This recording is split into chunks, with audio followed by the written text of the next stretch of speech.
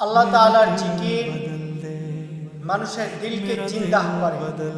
হাফিজ ইবনে তাইমিয়া রাহমাতুল্লাহি আলাইহি বলেন, একটা মাছ বেঁচে থাকার জন্য যেমন পানি দরকার, পানি ছাড়া মাছটা বাঁচতে পারে না, তেমনি একটা মানুষের দিলকে জিন্দা করার জন্য জিকিরের দরকার। এই জিকির যেই মানুষ বেশি বেশি করে, আল্লাহ রাসূল সাল্লাল্লাহু আলাইহি ওয়াসাল্লাম হাদিসে ওই মানুষটাকেও জীবিত বলা হয়েছে। অপরদিকে অন্য এক হাদিসে আছে, মানুষ যেমন খাদ্য না পেলে শরীর দুর্বল হয়ে যায়, শরীরে শক্তি পায় না, তেমনি কোনো বান্দার যদি জবানে জিকির না থাকে, ওই মানুষটার কল্ব তথা রূহ এবং দিল দুর্বল হয়ে যায়। আর এই জিকির যখন না করা হয়, তখন ওই দিল ওই রুহে জং পড়ে।